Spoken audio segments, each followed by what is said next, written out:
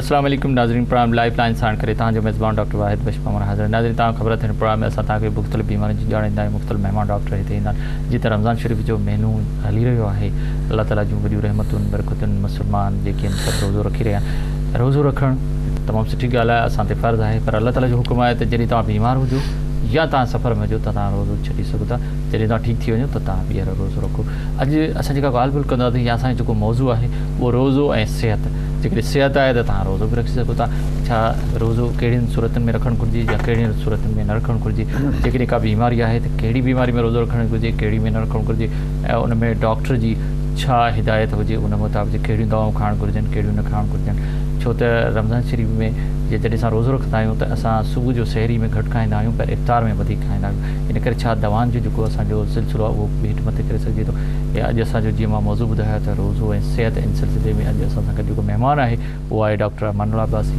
जेके पाण consultant physician आहे डाउ यूनिवर्सिटी हेल्थ साइंसिस कराची में डॉक्टर साहिब सां अॼु ॻाल्हि ॿोल कंदासीं त जॾहिं रोज़ो अचे थो त असांखे साइंसी तौर ते या मेडिकल तौर ते रोज़े जी तयारी कीअं करणु घुरिजे जेकॾहिं का बीमारी आहे त असांखे कहिड़ी तयारी करणु घुरिजे त जीअं असां रोज़ो बि रखी सघूं ऐं असांजी सिहत बि बरक़रार आहे चवंदा आहिनि सिहत जेका आहे उहा तंदुरुस्ती हज़ार नेमत आहे जेकॾहिं असां तंदुरुस्त आहियूं त असां वटि सभई नेमतूं आहिनि अचो त पंहिंजे महिमान सां ॻाल्हि ॿोल जो सिलसिलो शुरू कयूं डॉक्टर साहिबु अस्सलाम वालेकुम। वालेकुम अस्सलाम। डॉक्टर अमानुल्लाह अब्बासी तव्हांजी वॾी महिरबानी तव्हां हिते असां वटि आयो डॉक्टर साहिबु रमज़ान शरीफ़ जा रोज़ा जारी आहिनि हूअं त बीमारियूं बि आहिनि मुख़्तलिफ़ घणा मसइला आहिनि हिते असां वटि कहिड़नि माण्हुनि खे रोज़ो रखणु घुरिजे कहिड़नि खे छॾणु घुरिजे उहो हिकिड़ो अलॻि मसइलो अल्लाह ताला बि काफ़ी हद ताईं जेको आहे सो छूट बि ॾिनी आहे त कहिड़ियुनि सूरत में तव्हां रोज़ो रखो कहिड़ी में न रखो पर मुंहिंजो मसइलो जेको सुवालु आहे उहो तमामु थोरो मुख़्तलिफ़ आहे बीमारियुनि ते ईंदासीं ॻाल्हि ॿोल कंदासीं त जॾहिं रमज़ान शरीफ़ अचे त साइंसी तौर ते या मेडिकली असांखे रोज़े जी तयारी कीअं करणु घुरिजे। वाहिद साहिबु तव्हांजो बहितरीनु हिकिड़ो सुवालु आहे ऐं इहो ई सुवालु असांजी पब्लिक खे ऐं असां सभिनी खे सम्झणु खपे जेकी तमामु वॾी अहमियत जो सुवालु इहो वॾो अहमियत जो हामिल आहे। इन में वाहिद साहिबु छा हूंदो आहे त इन खे असां ॿिनि हिसनि में तक़सीम कंदा आहियूं हिकिड़ा उहे जेके सिहतमंद अफ़राद हुजनि जेके बीमार न आहिनि उन्हनि जे लाइ छा तयारी हुजणु खपे रोज़े खां पहिरियां रखणु स्टार्ट करण खां पहिरियां ऐं उहे माण्हू जेके वरी बीमार आहिनि उन्हनि जी वरी छा तयारी हुजणु खपे इन खे ॿिनि पहलुनि में विरहाईंदासीं। हाणे ॻाल्हि कंदासीं जेको सिहत याब मुआशिरो आहे जेके सिहतमंद माण्हू आहिनि उन्हनि खे छा तयारी करणु खपे। वाहिद साहिबु पहिरीं पॉइंट इहा आहे त रोज़े खां अॻु में तव्हां पंहिंजी डाइट जेकी आहे हेवी जेकी डाइट हुई उनखे तव्हां लाइट डाइट ते खणी अचो हल्के खाधे ते उन मां मुराद इहो आहे त गोश्त जेको आहे न हेवी मिक़दार में वठणु तव्हां छॾे ॾियो हिकु या ॿ ॾींहं अॻु में रोज़नि खां लाइट डाइट खाइणु शुरू कयो जेको पहिरियों शर्त आहे जेको बल्कि मस्ट आहे इहो फिलफिल करणु खपे इन जा बेनिफिट पैथोफिज़ियोलॉजिकल तव्हांखे आउं सम्झायां पियो त ईअं छो कयोसीं असां इन जो रीज़न छा आहे ऐं तव्हां ॾिठो हूंदो की हेल्दी माण्हू हूंदा आहिनि जेके तव्हां ॾिठो तव्हांखे ख़बर पई हूंदी त यार इन दोस्त रोज़ो रखियो इनखे त सहरी वक़्तु ई उल्टियूं थियणु शुरू थी वियूं इनखे सहरी करण खां कुझु वक़्त खां पोइ उल्टियूं शुरू थी वियूं हिन सां त प्रॉब्लम थियो। हाणे इहो प्रॉब्लम छो थियो इन जो ग्राउंड रियलिटी इहा ई आहे त उन रोज़े जी तयारी न कई ठीकु आहे छो त रोज़े जी जेको पहिरियां तयारी कंदो जेको उन जे लाइ मेंटली फिज़िकली प्रिपेयर थींदो डाइटरी मयस वग़ैरह उहे अल्टर कंदो चेंज कंदो त उन में इहो बेनिफिट थींदो। पहिरें नंबर ते तव्हांखे रोज़े जी तयारी करणी आहे जेको तमामु ज़रूरी आहे। ॿी जेकी पॉइंट आहे सभ खां अहम जेके बीमार माण्हू आहे जीअं फॉर एग्ज़ाम्पल तव्हांखे ख़बर आहे बीमारी में पहिरें नंबर ते डायबिटीज़ थी अचे असां वटि शुगर जा मरीज़ तव्हां ॾिठो हूंदो अमूमन शुगर जा मरीज़ तव्हां सुवाल कंदा आहिनि डॉक्टर साहिबु हाणे रोज़ा था अचनि भला पहिरियों त इहो त असांखे ॿुधायो त असां रोज़ा रखी सघूं था पहिरियों सुवालु हुननि जो इहो हूंदो आहे। ॿियो सुवालु इहो हूंदो आहे त जेकॾहिं रखूं त पोइ कीअं पाण जो सिस्टम कीअं ठाहियूं। वाहिद साहिबु इन जो सिंपल सुवालु इहो हूंदो आहे त डायबिटीज़ जो जेको मरीज़ हुजे पहिरीं ॻाल्हि इहा आहे त जेकॾहिं इंसुलिन ते आहे त कोशिशि करे इंसुलिन त ऑफ थिए बहितर इहो आहे पर जेकॾहिं उनखे असां ऑफ नथा करे सघूं डॉक्टरी पॉइंट ऑफ व्यू डॉक्टर सम्झे थो उनजी प्रीवियस रिकॉर्ड शुगर जो ॾिसंदे जेकॾहिं उहो उनखे ऑफ नथो करे सघे त उनजो डोज़ जी उनजो डोज़ एडजस्ट करिणो पवंदो वाहिद साहिबु सहरी ऐं इफ़्तारी ॿिन्ही जी वज़न जेके आहिनि दवाउनि जा उन में हेठि मथे न बल्कि घटाइणो पवंदो मथे जी ॻाल्हि ई न आहे सही आहे असांखे वज़न स्पेशली फॉर द सहरी जेको आहे सहरी ते जेको उनजो शुगर आहे सपोज़ कयो नॉर्मल जेकॾहिं उनखे 30 यूनिट लॻनि था त अमूमन असां 50 खां 75% ताईं रिड्यूस करे सघूं था ऐं करणु बि खपे। जेकॾहिं असां न कंदासूं त डाइट जे कंपेरिजन में तव्हांजी इंसुलिन ओतिरी रहंदी, सॼे ॾींहं ते मरीज़ फास्टिंग ते हूंदो ऐं फास्टिंग ते हूंदो त हाइपोग्लाइसीमिया में हलियो वेंदो। ऐं तव्हां ॾिठो हूंदो, तव्हां त अमूमन अहिड़नि माण्हुनि खे कॾहिं हेडेक थींदो आहे, शुरू में मथे सूरु थींदो, पघर ईंदा, आख़िर में चवंदा हुनखे झटका लॻा, बेहोश थी वियो। इहो जेको पॉइंट आहे, इहो हाइपोग्लाइसीमिया जा लाइकली चांसिस हूंदा आहिनि। छो त इंसुलिन जॾहिं तव्हांजी बॉडी में हुजे थी त इहा ग्लूकोज़ जी जेकी लेवल आहे बॉडी में, उन छा हूंदो आहे त इंसुलिन ग्लूकोज़ जी जेकी एंट्री आहे उहा इनसाइड द सेल्स करे छॾींदी आहे, ब्लड मां ग्लूकोज़ खे आउट करे छॾींदी आहे, त उनजे करे हाइपोग्लाइसीमिया थींदी आहे। छो त ब्रेन जो जेको सोल न्यूट्रिशन आहे उहो सिर्फ़ु ऐं सिर्फ़ु ग्लूकोज़ आहे। जेकॾहिं ग्लूकोज़ जो थोरो मिक़दार बि घटिबो त शुरू में मथे जो सूरु थींदो ऐं बाद में इहा जेकॾहिं सिचुएशन बरक़रार रही त मरीज़ बेहोश बि थी सघे थो ऐं उनखे झटका बि लॻी सघनि था, फिट्स बि थी सघनि था। त मतिलबु इहो त शुगर जा मरीज़ जेके जंहिं दवाउनि ते मौजूदु आहिनि उन जी डोज़ रिडक्शन जी ज़रूरत आहे ऐं स्पेशली डोज़ रिड्यूस असां कंदासीं सहरी टाइम ते। इफ़्तारी जेकॾहिं उहो साॻियो ई डोज़ रहे थो त को उन में क़ैद या ऐब न आहे, पर उहो बि शुगर उन जी एडजस्ट करणी पवंदी, उनखे ॾिसणो पवंदो। पर जेकी अहम जेको लेसन ॾियणो आहे असांजे पंहिंजे आवाम खे, असांजी पंहिंजी पब्लिक खे, उहो इहो आहे त जेको इंसुलिन वारो मरीज़ आहे उन जी सहरी जे टाइम ते इंसुलिन नॉर्मल खां घटाइणी पवंदी, जेको तमामु ज़रूरी आहे। उनखां नंबर ते ॿिए ते नंबर ते आहे जेके डायबिटीज़ जा मरीज़ हूंदा आहिनि, जेके टेबलेट्स ते आहिनि, हा, जेके नॉन इंसुलिन डिपेंडेंट चवंदा आहियूं असां उनखे, इंसुलिन ते न आहिनि पर उहे टेबलेट्स वठनि था। भाई साहब, टेबलेट्स के बि सिमिलरली जीअं असां डोज़ इंसुलिन जो एडजस्ट पिया कयोसीं, अहिड़े नमूने सां हाणे जेको सहरी जो डोज़ हूंदो टेबलेट जो, उन जी बि 25% खां 50% ताईं रिडक्शन थींदी। उनमें बि डोज़ जेको वज़न आहे उहो घटाइणो पवंदो। स्पेशली मां बार बार रिपीट थो कयां, सहरी सहरी सहरी, यानी सुबुह जे टाइम ते इहो रोज़ जेको डोज़ आहे इहो असांखे एडजस्ट करणो पवंदो, जेको तमामु ज़रूरी आहे। हाणे ॿी पॉइंट इहा आहे त कहिड़ा शुगर जा मरीज़ आहिनि जिन खे असां इजाज़त ॾियूं ऐं कहिड़ा आहिनि जिन खे असां इजाज़त न ॾियूं। इहो बि हिकिड़ो प्रॉब्लम आहे। अमूमन छा आहे, जेकॾहिं नॉन इंसुलिन डायबिटीज़ मेलाइटिस आहे, यानी टाइप 2 डायबिटीज़ असां जंहिंखे चवंदा आहियूं, भाई साहब, टाइप 2 डायबिटीज़ मेलाइटिस जो मां त चवंदुसि फास्टिंग त डायरेक्ट ट्रीटमेंट आहे, माना रोज़ उनजो इलाज आहे। बिल्कुलु, जेके नॉन इंसुलिन आहिनि उनजो त डेफिनेट इलाज आहे। पर इन में पॉइंटियूं कुझु थोरो माइंड में रखणियूं पवंदियूं त जेकॾहिं उहो रीनल फेलियर जो पेशेंट ऑलरेडी थी वियो आहे, उनजा गुर्दा शुगर जे करे फेल थी विया आहिनि, त इनखे रोज़ो असां नथा रखाए सघूं। छो त इहो नेगेटिव नाइट्रोजन बैलेंस में हलियो वेंदो। जॾहिं इहो नेगेटिव नाइट्रोजन बैलेंस वधियो त उन में अमोनिया लेवल वधी वेंदी, नाइट्रोजनस कंपाउंड्स, यूरिया, इहे सभु वधी वेंदा, वॾो प्रॉब्लम थींदो। इन जे करे नॉन इंसुलिन डिपेंडेंट डायबिटीज़ जा जेके पेशेंट हूंदा, उहे मरीज़ जिन खे नेफ्रोपैथी थी चुकी आहे, जंहिंजा किडनीज़ इन्वॉल्व थी चुका आहिनि स्टेज 2, 3 या 4 में, इन्हनि मरीज़नि खे रिकमेंडेड न आहे त उहे रोज़ो रखी सघनि। ऐं ॿी पॉइंट, जेके इंसुलिन डिपेंडेंट जेके मरीज़ हुजनि था, इंसुलिन डिपेंडेंट में जेकॾहिं उन्हनि खे रेटिनोपैथी थी वई आहे, उन्हनि खे मायोपैथी थी वई आहे, न्यूरोपैथी थी वई, जेके कॉम्प्लिकेशन आहिनि लॉन्ग शुगर जो कॉम्प्लिकेशन थी वई, डायबिटीज़ सां गॾु मेजर कॉम्प्लिकेशन गॾु अथसि, त इनखे असां रोज़ो अहिड़े मरीज़ खे कोन रखाईंदासीं, उनखे इजाज़त नथी ॾेई सघिजे। ऐं इस्लाम में बि आहे, जेको माण्हू बीमार आहे उन लेवल जो बीमार आहे, जेकॾहिं लेवल अहिड़ी आहे जेके हुनखे नुक़सानु ॾेई सघे थी, त उन ते पोइ रोज़ो फ़र्ज़ु बि कोन्हे, उन में हुनखे छूट ॾिनल आहे, इजाज़त आहे। त इन सूरत में तव्हां उनखे रिज़र्व करे सघो था पिया। हाणे हीअ त ॻाल्हि कईसीं पई शुगर जी। ॿी जेकी ॻाल्हि आहे उहा आहे ब्लड प्रेशर जी। भाई साहिबु, न मां थोरो ईंदुसि त जीअं ब्लड प्रेशर जो तव्हां ज़िक्र कयो, ईअं त बीमारियूं ब्लड प्रेशर बि आहिनि, पेट जी बीमारी बि आहिनि, जेके जिगर जूं बीमारियूं बि आहिनि, पर तव्हांजो रोज़े जी तयारी आहे, थोरो रोज़े जी तयारी त भई हिकिड़ा त उहे माण्हू जिन जो तव्हां ॿुधायो ठीकु ठाक माण्हू, उन्हनि खे त हल्को खाधो खाइणु घुरिजे ऐं रोज़ी तयारु, पर जेके बीमार माण्हू आहिनि, माना मुख़्तलिफ़ केतिरियूं बीमारियूं, उन्हनि खे कहिड़ी तयारी करणु घुरिजे खाधे जे हवाले सां? भाई साहिबु, पहिरियां 3-4 जेके बि बीमारियूं आहिनि उन में 3-4 शयूं आहिनि। हाणे जेकॾहिं शुगर जो हिकिड़ो मरीज़ आहे, डायबिटीज़ जो, उनखे रोज़े जी तयारी 2-3 ॾींहं अॻु में करणी आहे। उन तयारीअ में हिकु त डाइट उनजी अल्टर करणी आहे असांखे, यानी मीट जेको आहे न, गोश्त, उनजी डाइट बिल्कुलु उनजे मुताबिक़ असांखे उनजो गोश्त खे एडजस्ट करिणो आहे ऐं उन खां अलावा जेके वेजिटेबल्स आहिनि उनखे एडजस्ट करिणो आहे ऐं ॿियो उनजी दवा खे एडजस्ट करिणो आहे जेको मेन शइ आहे। इहे त छा आहे शुगर जा, जेकॾहिं को जिगर जो मरीज़ आहे त उनखे कहिड़ी जिगर जे मरीज़ में छा आहे भाई साहिबु, इहा ई ॻाल्हि असां अर्ज़ु रखियो थी, जिगर में बि स्टेजिस आहिनि।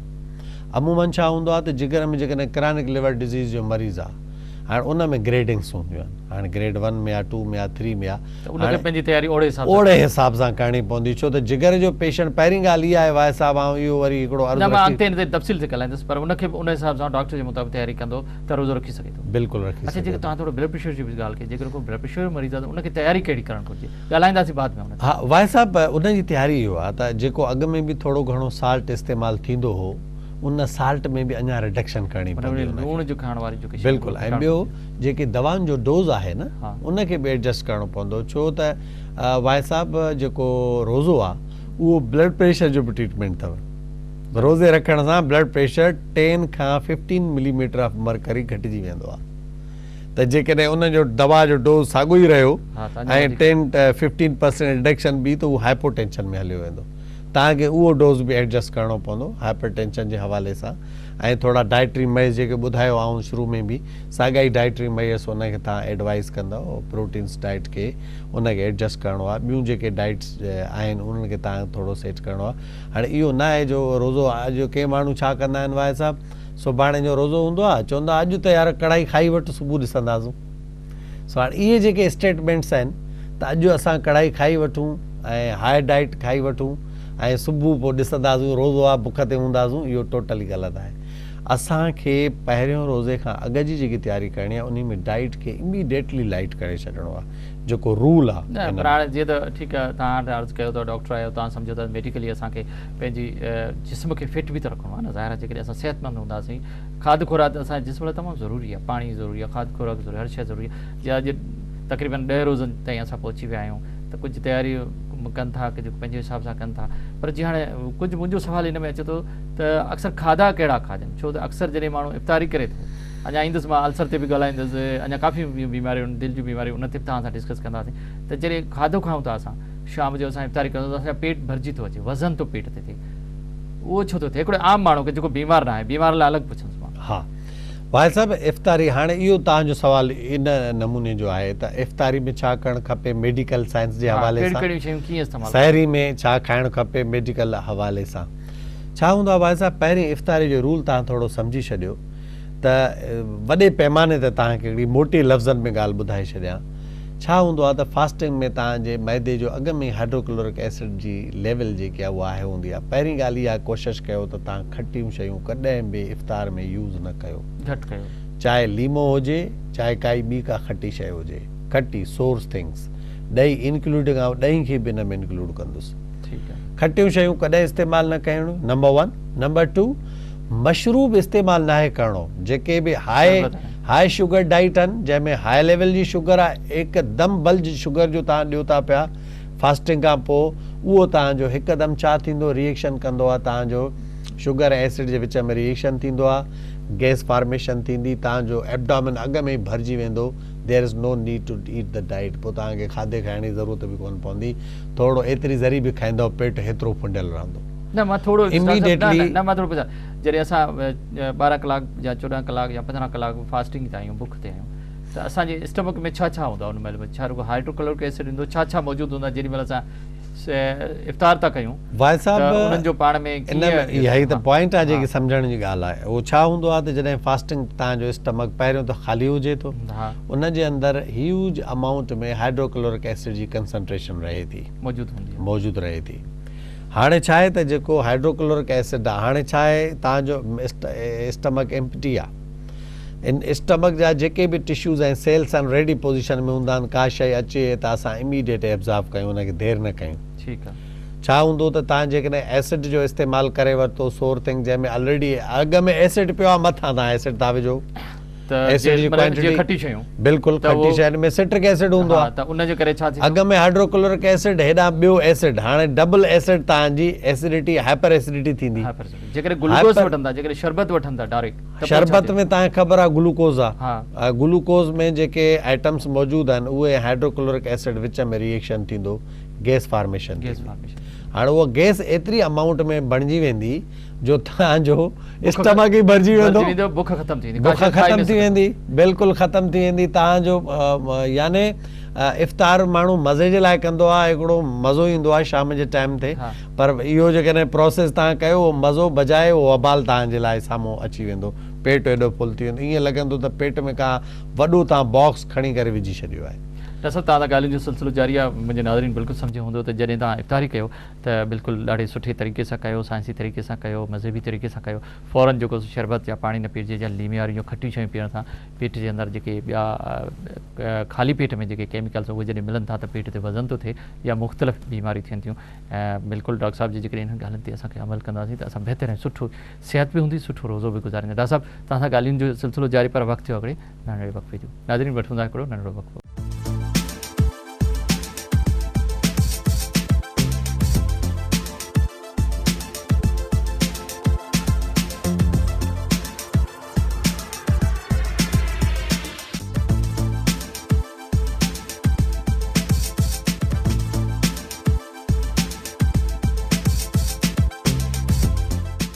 वेलकम बैक नाज़रीन, अचो त पंहिंजे ॻाल्हियुनि जो सिलसिलो ॿीहर डॉक्टर अमाल अब्बासी सां शुरू करियो। अॼु असां रोज़ सिहत बाबति ॻाल्हि ॿोल करे रहिया आहियूं। डॉक्टर साहब ॾाढी ज़बरदस्त ॻाल्हि करे रहिया आहिनि त असांखे इफ़्तार में छा इस्तेमालु करणु घुरिजे, सहर में छा इस्तेमालु करणु घुरिजे, बीमारी जी सूरत में छा करणु घुरिजे। डॉक्टर साहब असां सां गॾु।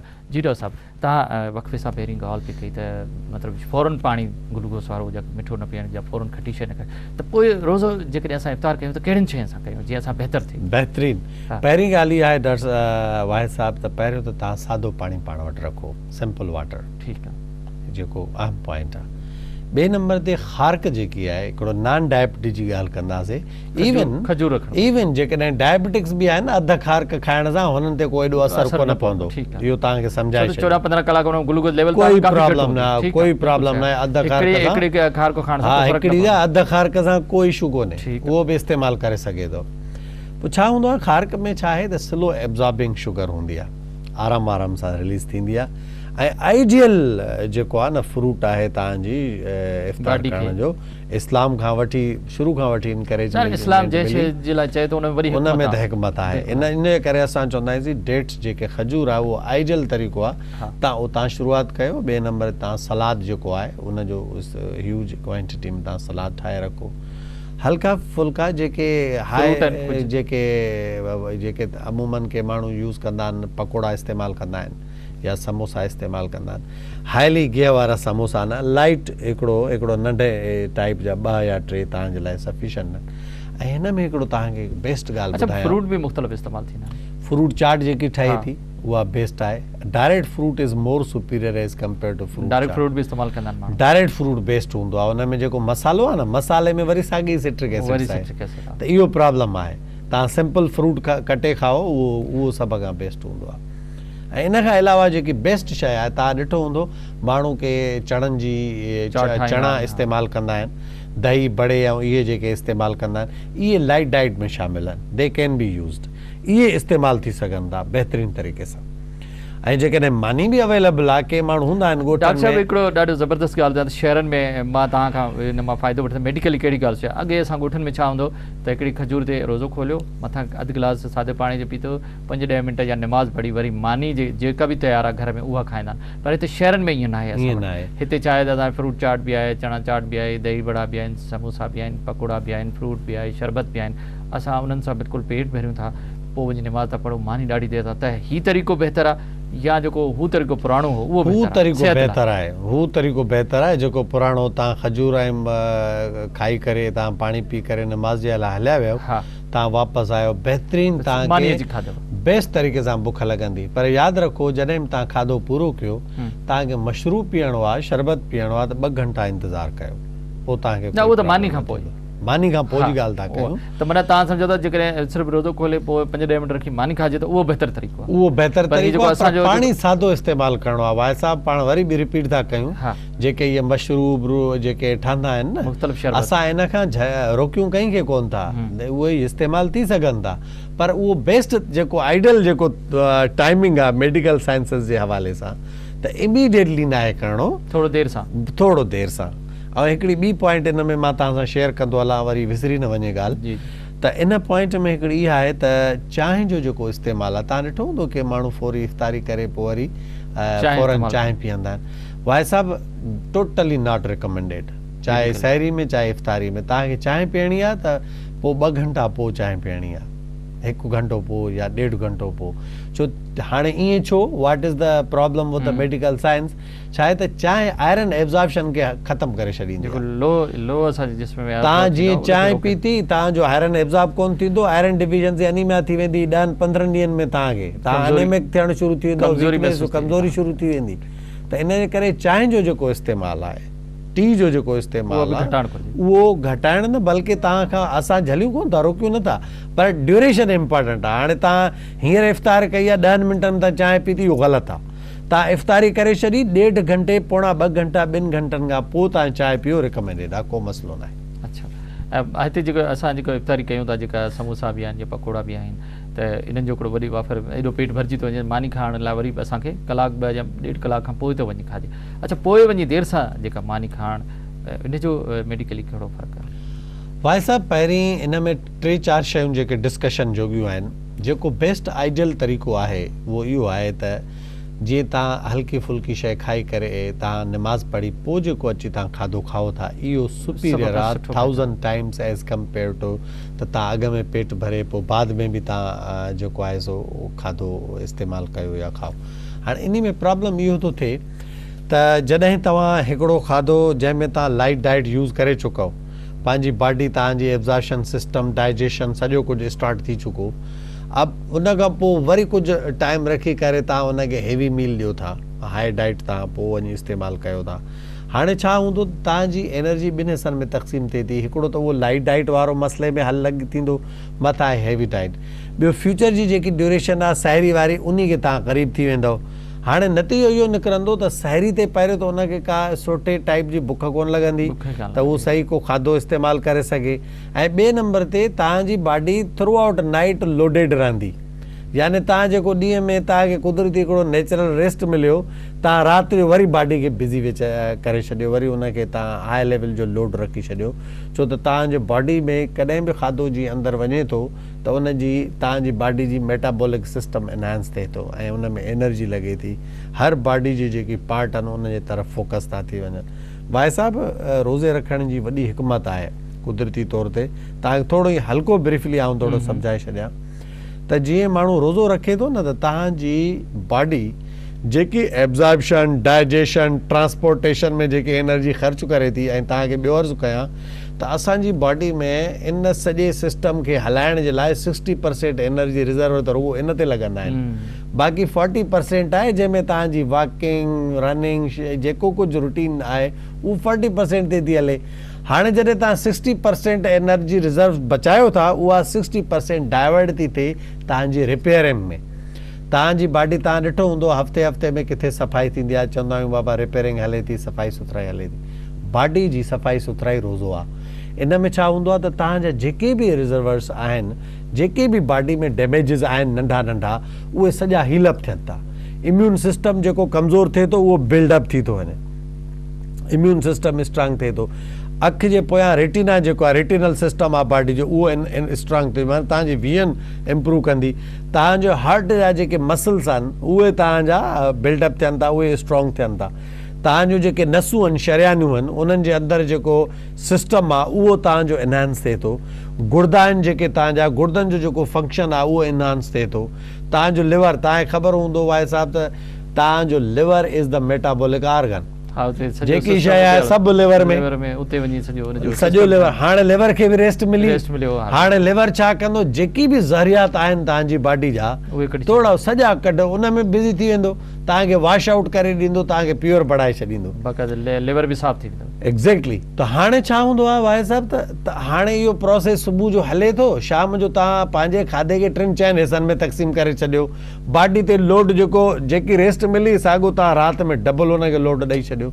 इहो वॾो हिकिड़ो प्रॉब्लमेटिक तंहिंजे करे घटि खाइणु घुरिजे। बिल्कुलु थोरो मां हिक ई टाइम ॿिया ते बि इलाही खाइणु खपे। ॻाल्हियूं अञा तव्हां सां ज़िक्र करिणो आहे। मां थोरो अॻिते ईंदुसि त शहरी में छा खाइणु घुरिजे, छो त मूंखे 12 कलाक 13 कलाक जेको सो रोज़ो रखिणो आहे, बुख ते रहणो आहे, भाई साहिबु त कहिड़ियूं शयूं बहितर आहिनि जेके जेकी सभ खां बेस्ट ॻाल्हि आहे, तव्हां शुरू खां वठी हिकिड़ी त मां सम्झां थो हर माण्हू खे इन ॻाल्हि जी ख़बर आहे त जॾहिं बि तव्हां खाओ त उन में कुझु हिसो पंहिंजे पेट जो ख़ाली रखो। इस्लामी साॻियो ई रूल रोज़े इफ़्तारी में बि अप्लाई आहे, पर पॉइंट छा आहे, सहरी में रोज़े में अफ़्तारी में ॿिन्ही में ई अप्लाई आहे। पर इन में हिकिड़ी शइ जेकी इम्पॉर्टेंट आहे, जेकी सम्झण जोगी शइ आहे त अलाह साईं तव्हांजो रमज़ान जे महीने में तव्हां केतिरो बि खाओ था उन जो हिसाब किताब न रखियो आहे। इन में बि हिकिड़ी हिकमत आहे, तव्हांजे लाइ काई रिज़र्वेशन लाइ वाट एवर यू लाइक तव्हां खाई सघो था, को प्रॉब्लम न आहे। जेतिरे बि अमाउंट में तव्हां खाई सघो था, अलाह साईं तव्हां खां कोई हिसाब न वठंदो। ॿियनि ॾींहंनि में तव्हां हिक जे बजाए 2 मानियूं खाधियूं आहिनि, उन हिकिड़ी ॿी जेकी एक्स्ट्रा मानी खाधी आहे उनजो हिसाबु कयो वेंदो क़यामत जे ॾींहुं। इन जो इहो अलाह साईं असांजे लाइ हिकिड़ो रिलीजियस जेको हिकिड़ो सिस्टम रखियो आहे, इन में बि वॾी हिकमत आहे। हाणे सहरी में इंसान खे छा खाइणु खपे, कोशिशि कजे। ॾिसो सहरी में हिकिड़ो माण्हू जेकॾहिं सम्झे थो त मुंहिंजे ॿ जेके रोटियूं आहिनि उहे मुंहिंजे लाइ इनफ आहिनि, ऐं उन जाइ ते इन में त सॼो ॾींहुं बुखो रहणो आहे 4, हाणे जेकॾहिं तव्हां 4 बि खाई छॾींदव को प्रॉब्लम न आहे। जॾहिं तव्हां 4 खाधियूं थींदो छा मेडिकल साइंसिस जे हवाले सां, तव्हां छा कयो, बॉडी खे लोड ॾाढो ॾेई छॾियो। हाणे बॉडी खे जिते 2 रोटियुनि ते महिनत करणी हुई उते 4 ते करणी पवंदी, मेटाबॉलिज़म बि ओतिरी हलंदी, एब्ज़ॉर्प्शन कैपेबिलिटी पावर्स जेके बि आहिनि एनर्जीज़ उहे वधीक लॻंदियूं। हाणे बज़ाहिर ईअं लॻे थो त असां 4 मानियूं खाधियूं असांखे सॼे ॾींहं जी बुख में प्रॉब्लम न थींदो, पर हक़ीक़त इहा आहे त तव्हां 2 मानियूं एक्स्ट्रा ॾेई करे बॉडी जी एनर्जी खे बर्न कयो आहे। जेके 2 मानियुनि जी एनर्जी में तव्हांजो जेको इस्तेमालु थियणी ही शइ तव्हां उन ताईं महदूद कयो आहे, इहो बेस्ट आहे। बिल्कुलु सही आहे। उहो त चवंदा त एतिरो खाइजे या पेट में थोरी गुंजाइश हुजे त छॾे ॾे, इहो हिकिड़ो इस्लामी तरीक़ो। पर छा जे हिकिड़ो पराठो वठिजे, हिकिड़ो कप खीर जो वठिजे, छा 3 शयूं तव्हांजो इम्पोर्टेंट हूंदियूं आहे। पहिरीं ॻाल्हि इहा जीअं आउं अर्ज़ु कयो न त इफ़्तारी में कॾहिं बि खटी शइ जो इस्तेमालु न आहे। सहरी में तव्हांजो ॾही जो इस्तेमालु थी सघे थो आराम सां, को प्रॉब्लम न आहे। राइस जो इस्तेमालु थी सघे थो। हाणे इन में तव्हांखे बैलेंस डाइट रखिणो आहे, जंहिंमें मिनरल्स बि हुजनि, विटामिन्स बि हुजनि, प्रोटीन्स बि हुजनि, जीअं थ्रू आउट डे तव्हांजो खीर आहे, पराठो आहे, तव्हांजो सादी रोटी आहे या पराठे वारी रोटी आहे, अंडो आहे, एग आहे, ऐं भाॼी बि इस्तेमालु थी सघे थी। काई बि तव्हां सब्जी इस्तेमालु कयो, वेजिटेबल इज़ बेस्ट। वेजिटेबल सभ खां बेस्ट हूंदी आहे। सहरी में अमूमन कोशिशि करे माण्हू गोश्त न खाए, जेके हैवी जेके एनर्जी वारी जेके डाइट्स आहिनि उन खां परहेज़ कजे, छो त उन ते ख़र्चो बि एतिरो थिए थो, उन ते बॉडी जो लोड बि एतिरो लॻे थो। सो इहे जेके शयूं आहिनि नॉर्मल, तव्हांजी रोटी आहे, चांवर आहे, ॾही आहे, या इवन तव्हांजो जेको आहे सो अंडो ठहे थो पियो उहो आहे, या इन सहरी जे टाइम ते के माण्हू अहिड़ा बि हूंदा आहिनि जेके लस्सी बि इस्तेमालु कंदा आहिनि। मां सम्झां थो बेस्ट डाइट आहे इहा, लस्सी हुजे, खीर हुजे, ॾही हुजे, या चांवर वग़ैरह तव्हांजा हुजनि, या रोटी हुजे, इहा हिकिड़ी बेस्ट डाइट आहे।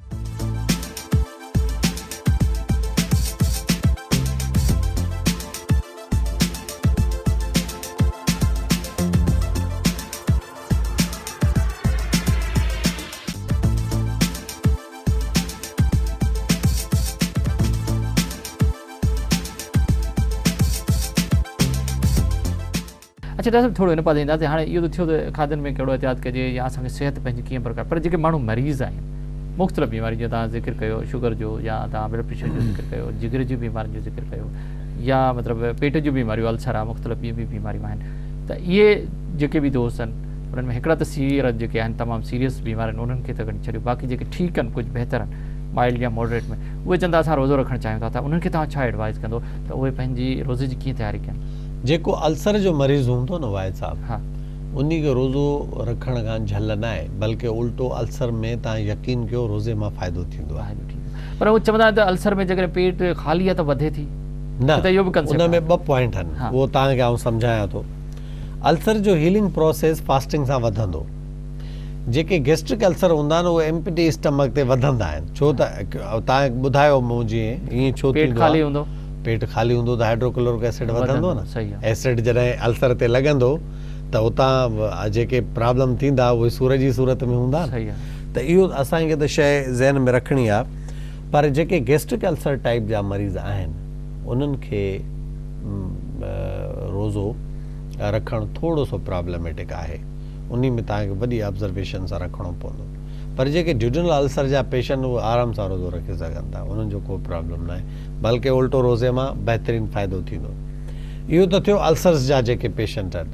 ॿिया हिकिड़ा पेशेंट आहिनि जेके जिगर जा पेशेंट आहिनि, क्रॉनिक लिवर डिज़ीज़ जा पेशेंट आहिनि। हाणे क्रॉनिक लिवर डिज़ीज़ में जेकॾहिं तव्हां रोज़े जी एडवाइस कंदव, फास्टिंग कराईंदव, त तव्हांजो सॼो निज़ाम जेको कुझु कयो त liver is the best metabolic organ, उहो अॻ में इन्वॉल्व आहे। वेदर थोरी घणी उनखे तव्हां वेदर उनखे परेशान करे छॾियो त इहो नेगेटिव बैलेंस बॉडी ते इम्पैक्ट ईंदो ऐं मूंखे कोन थो लॻे त पेशेंट इहो सर्वाइव करे सघंदो, इनखे वॾो शदीद नुक़सानु थींदो। सो क्रॉनिक लिवर डिज़ीज़ जेको जो पेशेंट हुजे उन्हनि में रोज़े जे हवाले सां प्रॉब्लम आहे, उनखे कोशिशि कजे त न रखाइजे। ॿिया अहिड़ा पेशेंट आहिनि जेके रिमेटॉइड आर्थराइटिस जा थोरो अञा लिवर ते ईंदुसि, लिवर ते ईंदा लिवर में असां वटि लिवर में मुख़्तलिफ़ डिज़ीज़ आहिनि। जेकॾहिं उनखे वायरल हेपेटाइटिस आहिनि जेके बि अचनि थियूं, उन्हनि में जेकॾहिं एॾी मॉडर्न अञा उनजी कॉम्प्लिकेशन्स न थियनि, त छा रोज़ो वायरल हेपेटाइटिस में फ़ाइदेमंद आहे?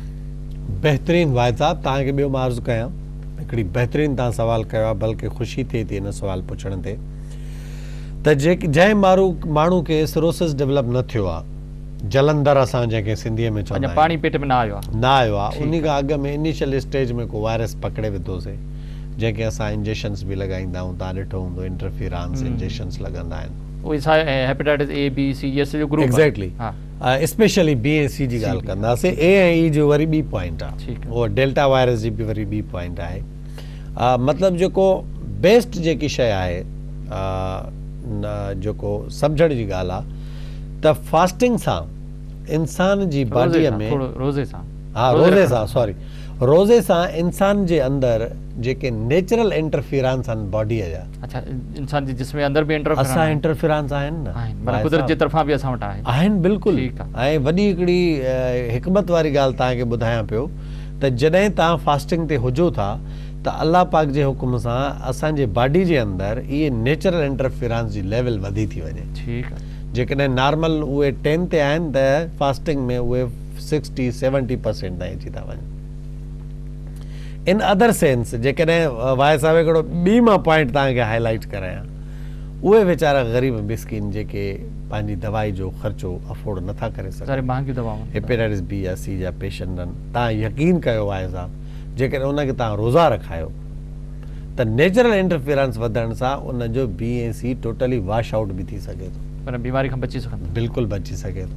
उनखे उन नेचुरल इंटरफियरेंस जे वधण सां उनजो टोटली वायरस जेको आहे बॉडी मां। हिकिड़ो मेडिकली सवाल थो अचे, मां सम्झां थो डॉक्टर आहियूं, असां बि सम्झूं था त जेको जीअं तव्हां जिगर जी ॻाल्हि कयो था, जॾहिं लिवर जी ॻाल्हि कयूं था, त सॼो ग्लूकोस जेको आहे उहो लिवर में ठहे थो, उहो सॼी बॉडी खे मोकिले थो, त जॾहिं लिवर बीमार आहे त उनखे ग्लूकोस जी सख़्तु ज़रूरत पवे थी। त जॾहिं असां रोज़ो रखूं था कुझु कलाक, 10 कलाक, 15 कलाक, जेकॾहिं असां कुझु नथा खाऊं त बॉडी जो ग्लूकोस लेवल घटी थी वञे, त उन सां त अञा जिगर ते वधीक असरु पवणु घुरिजे, त उहो बीमारी कीअं ख़तमु थींदी? वाहे साहिब, उन जो हीअं अर्ज़ु ई आहे त हिकिड़ी हूंदी आहे सिरोसिस, हिकिड़ो हूंदो आहे हेपेटाइटिस। हाणे इन ॿिन्ही में थोरो फ़र्क़ु आहे। हेपेटाइटिस जो मतिलबु इहो हूंदो आहे त जेके लिवर जा सेल्स आहिनि उहे इन्फ्लेम्ड आहिनि। इन्फ्लेमेशन ॿिनि क़िस्मनि जी हूंदी आहे, हिकिड़ी अक्यूट हूंदी आहे, ॿी क्रॉनिक हूंदी आहे। ठीकु आहे। हाणे क्रॉनिक इन्फ्लेमेशन जा वरी 4 स्टेजिस हूंदा आहिनि। हाणे इनिशियल जेके 2 स्टेज हूंदा आहिनि, इहे जेके हेपेटाइटिस बी ऐं सी जी असां ॻाल्हि पिया कईसीं, इहे इनिशियल जेके 2 स्टेजिस आहिनि हेपेटाइटिस जा, उन जे अंदरि इहे मौजूदु हूंदा आहिनि। पर जेकॾहिं इन्हनि जो ट्रीटमेंट प्रॉपरली न थिए ऐं इन जो वधी वञे प्रॉब्लम, ऐं त पोइ सिरोसिस थींदी आहे, जीअं स्टेज 3 ऐं 4 जेकी इन्फ्लेमेशन आहे उहा सिरोसिस जी तरफ़ वेंदी आहे। मतिलबु तव्हां सम्झो जेकॾहिं क्रॉनिक न आहे त उहो रोज़ो रखे जेको जिगर जो मरीज़ आहे त उनखे काफ़ी फ़ाइदो आहे, तमामु घणो फ़ाइदो आहे। उहो सिरोटिक न हुजे, सिरोसिस न हुजे उनखे। टाइम बि ख़तमु थियो, कुझु ॿिया 2 टे सवाल अहम आहिनि जेके पब्लिक जा आहिनि, या जेके आम माण्हू सम्झनि था। अच्छा, रोज़ो जॾहिं असां रखूं था त देरि सां 2-3 बजे खां पोइ कॾहिं किन कुझु माण्हुनि खे जेको सो उल्टियूं बि थींदियूं आहिनि या पेट में सूर बि थींदो काफ़ी देरि खां पोइ, इहो छो थींदो आहे? काफ़ी असांजो खाधो हज़म थी। ॿी तव्हांखे हिकिड़ो अर्ज़ु कयां त रोज़े जा फ़ाइदा त आहिनि ई आहिनि, पर साइड इफेक्ट्स बि थोरा हूंदा आहिनि रोज़े जा। न उन जो कहिड़ो सबबु आहे जो एॾो देरि सां उहो तव्हांखे ॿुधायां थो, उहा ई रीज़न तव्हांखे ॿुधायां थो, side effect of the fasting न, उन जा रोज़े जा साइड इफेक्ट कहिड़ा आहिनि। उहो उन साइड इफेक्ट में वोमिटिंग बि अचे थी, उन ई साइड इफेक्ट में हेडेक बि अचे थो, माइल्जा मेलेज़ अचे थी, वर्टाइगो अचे थो, हाइपोग्लाइसेमिक फाल बि अचे थो, किरी बि सघे थो माण्हू। इहे सभु उन जे साइड इफेक्ट्स में अचनि था। हाणे उहो जीअं पाण अर्ज़ु रखियोसीं त वोमिटिंग, हाणे उन जो रीज़न इहो हूंदो आहे भाई साहब त जॾहिं तव्हांजा प्रोटीन्स ब्रेक डाउन थींदा आहिनि, त जॾहिं छा हूंदो, तव्हां जॾहिं फास्टिंग शुरू कई त तव्हांजा हाणे प्रोटीन्स ब्रेक डाउन थींदा। इनिशियली जेके अर्स आहिनि उन में प्रोटीन्स टुटंदा आहिनि। जॾहिं प्रोटीन्स ब्रेक डाउन थींदा आहिनि त नाइट्रोजनस प्रोडक्ट्स जेके आहिनि हिकदमि गश करे ब्लड में ईंदा आहिनि। इहा जेकी गशिंग वारी पॉइंट आहे, इन ई पॉइंट ते इहा वोमिटिंग थींदी आहे। फिज़ियोलॉजिकल जेको रीज़न आहे on the basis of the medical science, उहो रीज़न इहो आहे। पर हाणे इन खे कीअं बचाइजे, जीअं आउं तव्हांखे अर्ज़ु शुरू में कयो त जेकॾहिं तव्हां रोज़े खां अॻु में रोज़े जी तयारी कयो त उहो बेस्ट आहे। यानी शुरू में तव्हां पाण खे लाइट डाइट ते खणी अचो त रिएक्शनरी जेके चेंजिस तव्हांजी बॉडी जो रैपिड रिएक्शनरी चेंजिस प्रिवेंट थी वेंदियूं ऐं उहो तव्हांखे वोमिटिंग वग़ैरह न थींदी। हाणे हिकिड़ी इहा पॉइंट आहे। खाधे में बि जेकॾहिं एहतियात करे त इहो बि न थींदो? बिल्कुलु ठीकु आहे। मां ईंदुसि अॻिते थोरो। छा रोज़े जे अंदरि जेकॾहिं का शदीद सूर आहे, का तकलीफ़ आहे, त छा इंजेक्शन लॻाए सघिजे? बिल्कुलु लॻाए सघिजे थी, IV इंजेक्शन बिल्कुलु लॻाए सघिजे थी, उन में को प्रॉब्लम न आहे। अच्छा, जेकॾहिं का ब्लड शुगर पंहिंजी चेक करणु चाहे त उहा बि करे सघे? बिल्कुलु, रोज़ो न टुटंदो? बिल्कुलु कोन टुटंदो।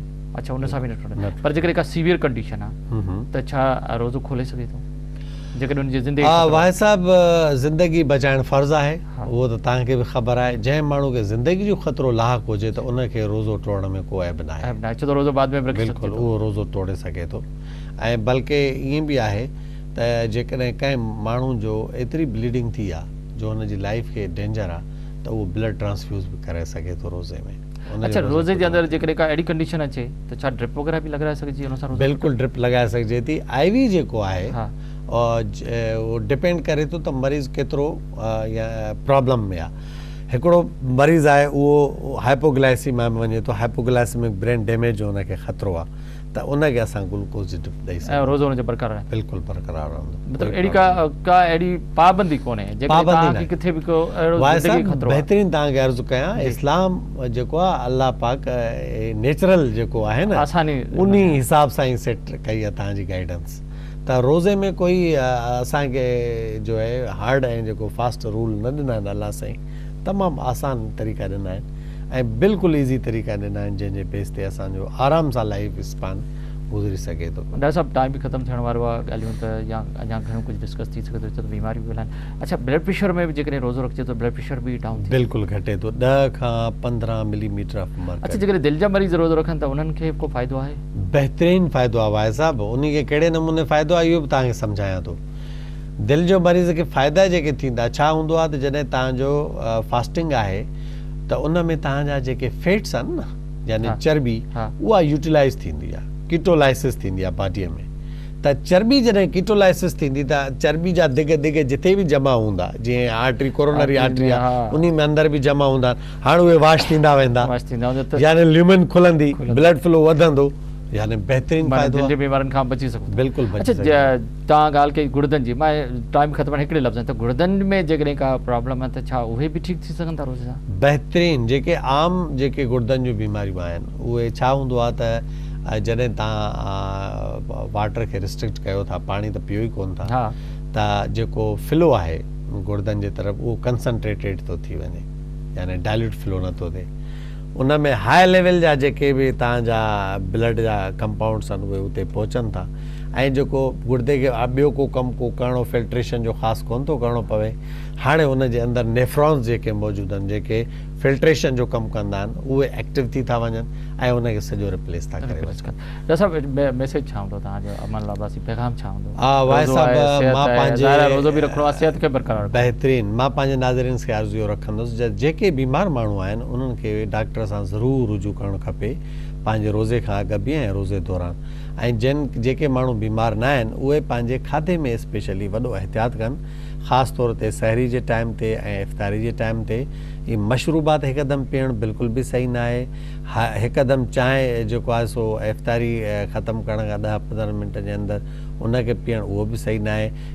इफ़्तारी जे टाइम ते खटियूं शयूं इस्तेमालु करणु तमामु बाइसे नुक़सान आहिनि। बड़ी महिरबानी डॉक्टर अमान अब्बासी तव्हां सां नाज़रीन डॉक्टर अमान अब्बासी असां सां गॾु जेको असांखे रोज़े ऐं सिहत बाबति मेडिकल साइंस जे मुताबिक़ ॿुधाए रहियो असांखे खाधनि में कहिड़ो एहतियात करणु घुरिजे, असां जेके बीमार आहियूं त असांखे रोज़ो कीअं रखणु घुरिजे, असां पंहिंजी सिहत खे कीअं बरक़रार रखी सघूं था। जेकॾहिं असां साइंसी उसूलनि ते या सिहत जे उसूलनि ते मुकमल कारबंद रहियासीं त असां हमेशह सिहतमंद रहंदासीं। असां ख़ुशियुनि में जेको सो इज़ाफ़ो बि थींदो, रोज़ा बि रखंदासीं, बीमारियुनि खां बचंदा रहंदासीं।